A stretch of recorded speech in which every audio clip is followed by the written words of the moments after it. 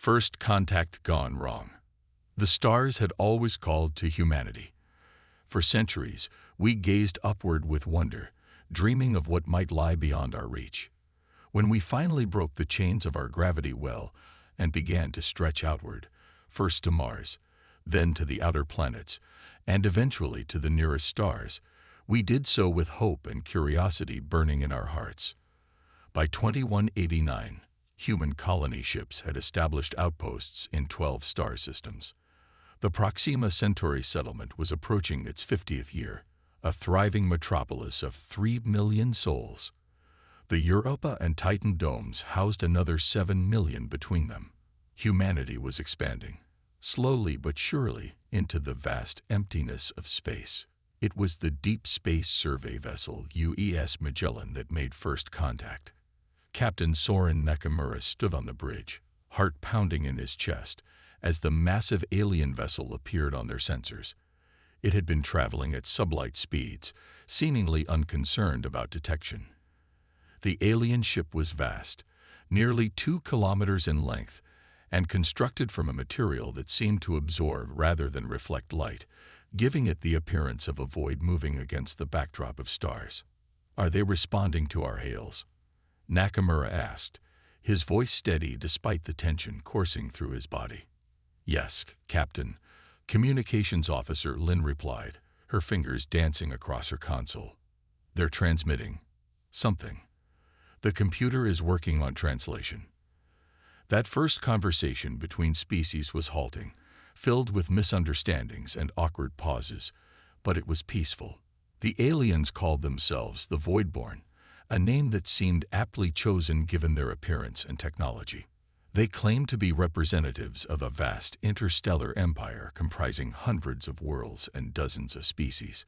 They expressed curiosity about humanity, about our rapid technological advancement, about our apparent isolation in the galaxy. In the months that followed, diplomatic channels were established. Earth's United Nations Space Administration sent their best and brightest to meet with Voidborn representatives.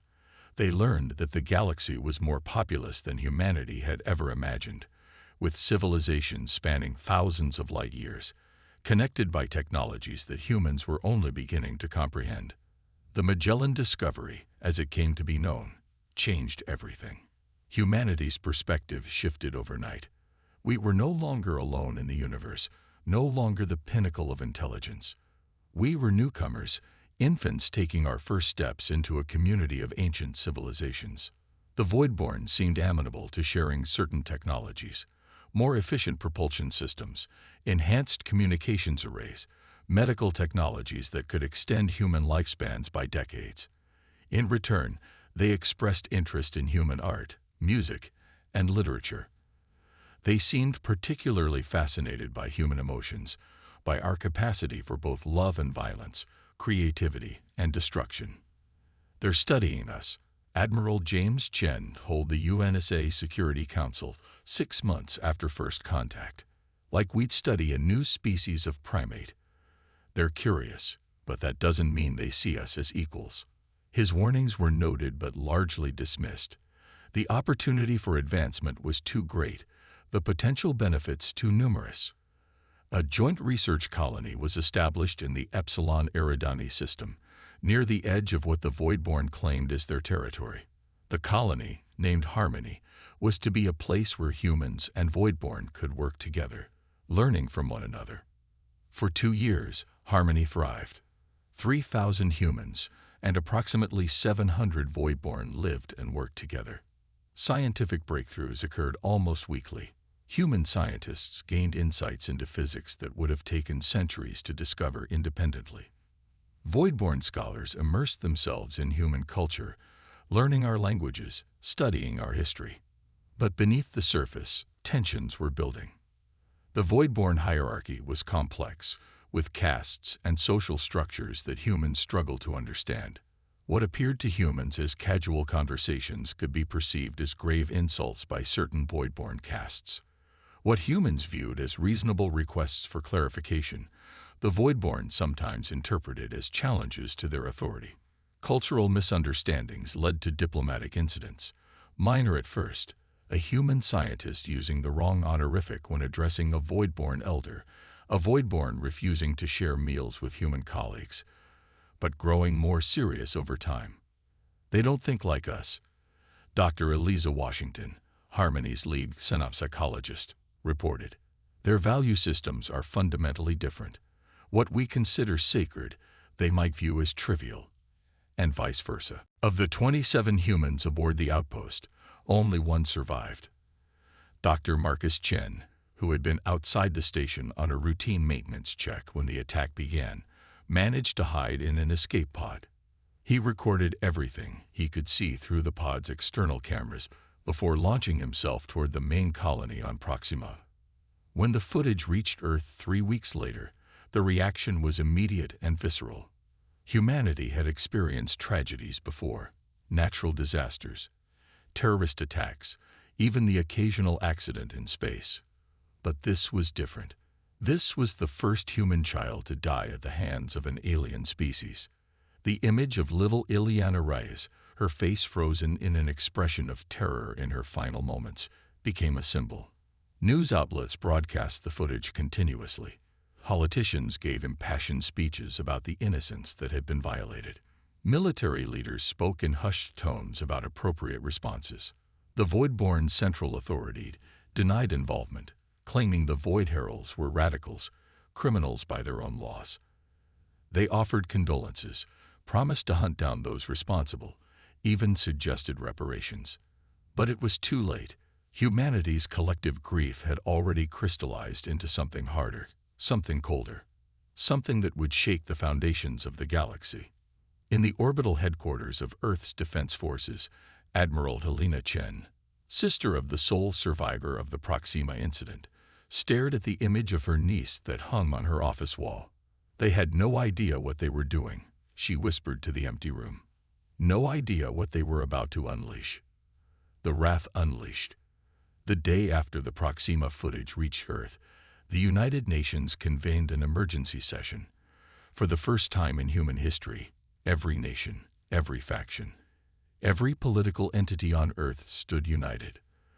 The resolution passed unanimously: the protection of humanity and the pursuit of justice for Ileana Reyes and all victims of the Proxima incident shall be our highest priority. Admiral Helena Chen was appointed Supreme Commander of what was now being called the Retribution Fleet. For years, Earth's nations had been building military vessels under the guise of exploration and colonization efforts. Now those ships were being refitted, their true purposes revealed. "We always knew this day might come," Chen told the assembled commanders in her first briefing. "Since we first looked to the stars, we understood that what awaited us might not be friendly. We prepared, quietly, patiently. Now we will show the galaxy exactly what humanity is capable of when provoked." The Voidborn had misjudged humanity in several critical ways. They had assumed that our technological development matched what we had openly shared. They had assumed our military capabilities were limited to the defensive systems visible on our colonies. Most fatally, they had assumed that our fragmented political systems would prevent a unified response. They were wrong on all counts. 47 vessels comprised the first wave of the Retribution Fleet. Each was equipped with technologies that humanity had developed in secret: antimatter-catalyzed fusion drives that allowed for near-light speed travel, quantum-entangled communication arrays that enabled instantaneous coordination across vast distances, and most terrifying of all, gravitational manipulation weapons that could tear apart matter at the subatomic level.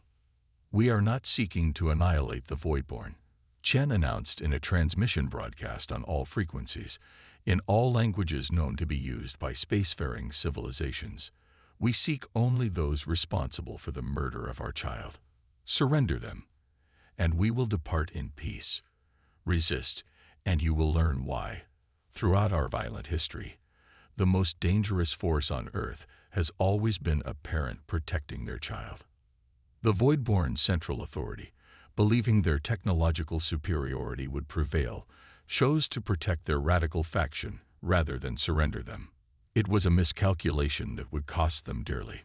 The first engagement occurred in the Ta Ceti system, where the Voidborn maintained a major military installation. 3 human vessels approached, seemingly on a reconnaissance mission. The Voidborn deployed a defensive fleet of 12 warships, confident in their superior numbers. What followed was not a battle but a slaughter. The human vessels activated their gravitational weapons, creating localized distortions that crushed Voidborn ships like paper toys. Within 17 minutes, all 12 enemy vessels had been reduced to scattered atoms. Similar scenes played out across Voidborn space over the following weeks. Human ships appeared, demanded information about the Void Heralds, and when denied, unleashed devastation before moving on to their next target. They're not even trying to occupy territory. A Voidborn commander reported to the High Conclave. They destroy our military assets and move on. This isn't a war of conquest. It's a hunt. Indeed, while the main fleet engaged Voidborn military targets, a specialized team had been assembled for a more specific mission. They called themselves Nemesis, after the Greek goddess of retribution. Led by Commander Rai Patel, they were a mixture of special forces operators, intelligence analysts, and specialists in Voidborn culture and technology. Our mission is simple, Patel told his team aboard the stealth vessel Shadow of Earth. We find the individuals who murdered Ileana Reyes, and we bring them to justice. Not vengeance, justice. We represent the best of humanity even as we hunt the worst of the Voidborn. Nemesis operated in the shadows, infiltrating Voidborn habitats, accessing their data networks, interrogating prisoners taken during fleet engagements. Gradually, they pieced together the hierarchy of the Void Heralds, identifying key figures and tracing command structures back to the highest levels. What they discovered was disturbing. The attack on the Proxima outpost hadn't been a random act of violence by a fringe group. It had been sanctioned by members of the Voidborn High Conclave itself, part of a strategy to assess human military readiness and response capabilities. They wanted to see how we'd react to a provocation. Patel reported to Admiral Chen. They chose a small, isolated target, assuming that even if we responded aggressively, our capabilities would be limited. They considered it an acceptable risk. They considered a child's life an acceptable sacrifice for intelligence gathering. Chen replied, her voice cold. Make sure they understand the cost of that miscalculation. Meanwhile, other spacefaring civilizations had taken notice of the conflict. Most had maintained their distance from both humans and Voidborn, watching the newcomers and the ancient empire with cautious interest. Now, as humanity's military prowess became evident, diplomatic channels began to open. The Collective of Harmonious Spheres, a loose alliance of 17 species from the galactic core, sent representatives to Earth. The crystalline beings known as the Cave Resh offered technological assistance in tracking the Void Heralds. Even the notoriously isolationist Myriad, a hive mind species from the galactic rim, broke their 2,000-year silence to communicate with humanity. They fear us, Dr. Eliza Washington observed in a briefing with Earth's leadership. But more importantly, they respect us.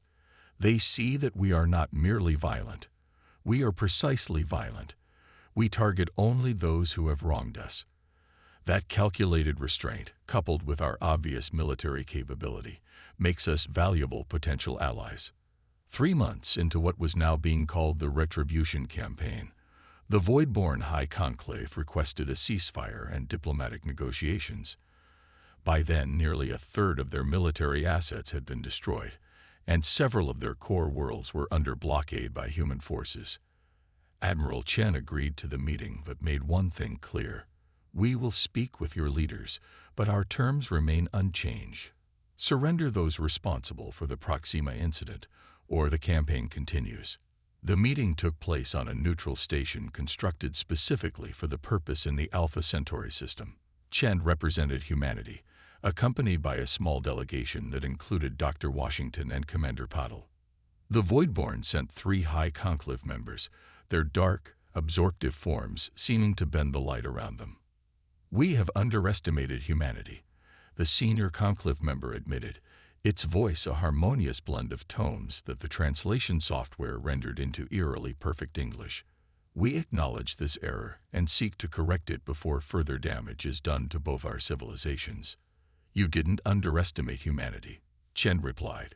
You underestimated a species' love for its children. Return those responsible for Eliana's death, and this ends today. The individuals you seek have already been judged by our laws, another conclave member stated. They have been sentenced according to our customs. That is insufficient, Chen said. They will face human justice for crimes against humanity. The negotiations continued for 3 days. In the end, the Voidborn conceded. 7 members of the Void Heralds, including their leader and 2 High Conclave members who had authorized the mission, would be surrendered to human custody. As the Voidborn delegation prepared to depart, the senior Conclave member approached Chen privately. You have changed the order of things, it said, its voice lower than before. For millennia, the Voidborn have stood unchallenged. Now, in less than a human lifetime, you have brought us to our knees. The galaxy will not forget this. Chen's expression remained impassive. We never wanted to be warriors. We wanted to be explorers, partners, friends. Remember that it was not our choice to become your nightmare.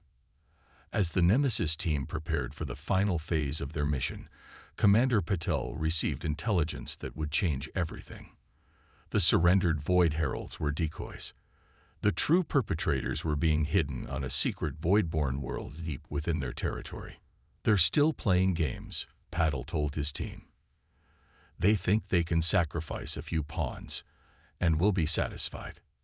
That night, as the Retribution fleet celebrated the apparent conclusion of the campaign, the shadow of Earth slipped away from its berth, heading toward the coordinates where the true justice awaited. The galaxy's new order. The shadow of Earth moved silently through the void, its advanced stealth systems rendering it virtually undetectable to Voidborn sensors. Commander Rai Patel stood on the bridge, studying the tactical display showing their target. A small planetoid orbiting a red dwarf star in a system that appeared on no official star charts. Preliminary scans confirmed significant Voidborn presence, reported Lieutenant Maya Okafor, the ship's sensor officer. Detecting energy signatures consistent with a major settlement, heavily shielded. Approximately 3,000 life forms, mostly Voidborn, but, sir, I'm detecting human biosignatures as well. Patel's expression darkened. Survivors from other attacks. Prisoners. Impossible to determine from this distance, sir. The Nemesis team had prepared for this mission meticulously. Each member was equipped with adaptive camouflage suits that mimicked the light-absorbing properties of Voidborn physiology. Their weapons were non-lethal where possible. They needed prisoners who could talk, who could confirm the identities of those truly responsible for Eliana's death. We go in quiet, Patel told his team during the final briefing. Primary objective is confirmation of the presence of the actual Void Herald leadership. Secondary objective is the rescue of any human captives. We are not here for vengeance. We are here for justice. As the shadow of Earth established orbit around the dark side of the planetoid, across the galaxy, other civilizations watched and waited. The Retribution campaign had fundamentally altered the galactic political landscape. Species that had existed in the shadow of Voidborn dominance for millennia now saw an opportunity for change. The Cave Resh Crystalline Collective had already signed a mutual defense treaty with Earth. The harmonious spheres were in the process of establishing permanent embassies on human colonies. Even the enigmatic Myriad had opened limited trade relations, exchanging biological data for human literature and art. We are witnessing the birth of a new galactic order, Dr. Eliza Washington told the United Nations Security Council. For the first time in recorded history, the Voidborn hegemony has been challenged successfully. Other species see us not just as warriors, but as liberators. On Earth, in the chambers of power, leaders debated humanity's path forward. Some advocated for a more aggressive stance, arguing that the Voidborn could not be trusted and should be further diminished. Others pushed for reconciliation, suggesting that once justice was served, peaceful relations could be established. Admiral Helena Chen, watching these debates from her flagship, The righteous Fury had her own perspective. "We never wanted an empire," she wrote in her personal log. "We wanted to explore, to learn, to grow. But the galaxy has forced our hand. If we must be warriors to protect our children, then warriors we shall be. But we must never forget what we're fighting for. Not conquest, not dominance, but the right of every human child to look up at the stars without fear." On the Voidborn planetoid, the Nemesis team moved through the settlement like ghosts. Their intelligence had been accurate. This was no ordinary Voidborn world. It was a sanctuary for the highest caste, a place where the elite retreated during times of crisis. "Central complex ahead," whispered Lieutenant Okafor, her suit blending perfectly with the shadowed corridor. "Heavy security presence. Detecting multiple force fields and automated defense systems." Patel nodded, signaling to the team's technical specialist, Engineer Genway. "Can you get us through?"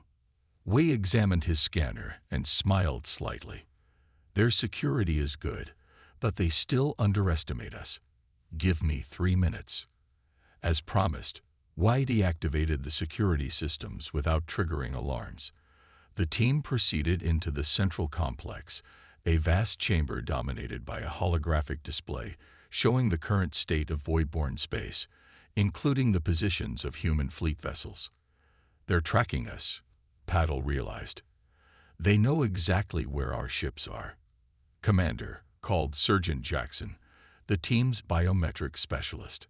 "I've located the human signatures. 2 levels down, what appears to be a containment area." "Split the team," Paddle ordered. "Jackson, take Wei and Rodriguez to find our people. The rest of us will continue to the command center." The team separated, moving with practiced efficiency through the complex. Jackson's group descended to the lower levels, following the human biosignatures to what was clearly a research facility. Inside transparent cells, they found 23 humans, men and women of various ages, all wearing the remnants of colony clothing. "Survivors," Jackson reported over the secure comm, "not just from Proxima. Some of these people are from colonies the Voidborn claimed were destroyed by natural disasters or pirate attacks." "Get them out," Paddle ordered. "Then rendezvous with us at the command center." Meanwhile, Paddle's group had reached their objective. The command center was a spherical chamber where 7 Voidborn of the highest caste floated in a circle around a central data core. Their forms were more refined than those of ordinary Voidborn, pure darkness given shape, with only subtle luminescent patterns to distinguish one from another. "Herald Primarch," Paddle said, his voice amplified by his suit's systems. "We are representatives of humanity, here to bring you to justice for the murder of Eliana Reyes and crimes against human settlements." The largest of the Voidborn turned, its luminescent patterns flaring with what might have been surprise. "Humans," it said, its voice resonating oddly. "How disappointing. We had hoped to study you further before direct confrontation became necessary." "Study us?" Patel questioned. "Of course. You are a fascinating species, so fragile, yet so adaptable. So primitive, yet so innovative. The child was merely one data point in our analysis. We needed to understand your response to loss, to trauma. The results have been illuminating." Patel felt his hand tighten around his weapon, the urge to fire nearly overwhelming. But he remembered his mission. Justice, not vengeance. "You will be brought before a human tribunal. You will answer for your crimes according to our laws." The Herald Primarch's patterns shifted in what might have been amusement. "Your laws do not apply to us. We are Voidborn. We have shaped the destiny of 1,000 species across this galaxy. You are merely the latest to fall under our observation." "You're wrong," Paddle replied. "We're the last." The capture of the true Void Herald leadership was executed with surgical precision. Within 30 minutes, all 7 members of the highest caste were secured aboard the Shadow of Earth, along with the rescued human captives. As the ship broke orbit, Paddle transmitted a simple message to the righteous Fury: justice acquired. Coming home. The trial was broadcast to every human settlement, and to representatives of every spacefaring civilization that wished to observe.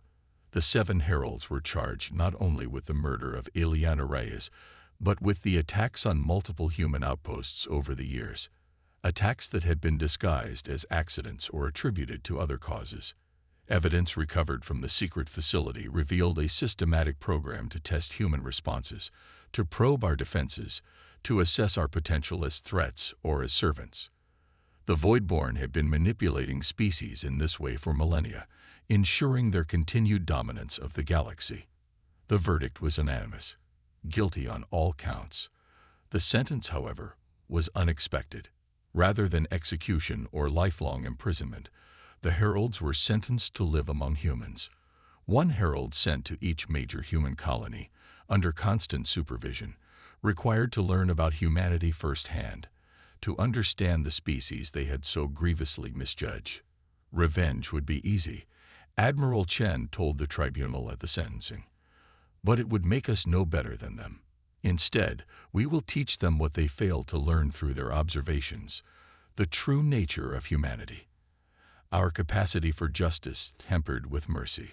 Our willingness to forgive, though never to forget. In the years that followed, humanity's position in the galaxy transformed.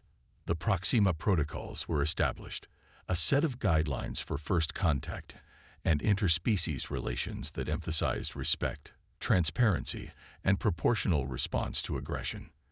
These protocols were adopted by most spacefaring civilizations, creating a framework for more balanced relations. On the 5th anniversary of the Proxima incident, a memorial was unveiled on Earth and on every human colony. At its center stood a statue of Ileana Reyes, not as she had died, terrified and alone, but as she had lived. A curious child reaching toward the stars. The inscription read simply, "For Ileana, and for all children, may they inherit a galaxy of wonder, not of fear." The Voidborn Empire gradually reformed itself, the more moderate factions gaining influence as the militant castes were dismantled. They would never again be the unchallenged power they once were, but they found a new role as one civilization among many in a more balanced galactic community. As for Admiral Helena Chen, she retired from military service 2 years after the conclusion of the Retribution campaign. Her final act was to oversee the recommissioning of the Retribution fleet as the Exploration and Diplomatic Corps. "We came to the stars seeking wonders, not wars," she said at the ceremony. "Let us return to that purpose, wiser now, but no less hopeful. Let us show the galaxy not just our strength, but our compassion. Not just our technology, but our art and literature and music. Let us be what we have always aspired to be, the best of humanity." On a distant world, in a classroom where young Voidborn and human children study together, a Voidborn child asked its human teacher about the Great Retribution. "Why did your people fight so hard for one child?" The young Voidborn inquired, its patterns showing genuine curiosity. The teacher smiled sadly. "Because that's what humans do. We explore, we create, we love, and when someone threatens those we love, we fight with everything we have. That's the lesson your people learned, not that we are dangerous, but that we are dangerous when we need to be. The rest of the time, we'd rather be your friends." The child considered this for a moment, its patterns shifting thoughtfully. "I think I would rather be friends too." Across the galaxy, other civilizations observed this interaction with interest. The message was clear: humanity had arrived on the galactic stage, bringing with them a unique blend of compassion and ferocity, creativity and determination. They had proven themselves to be dangerous enemies but valuable allies, and no one ever again made the mistake of harming a human child.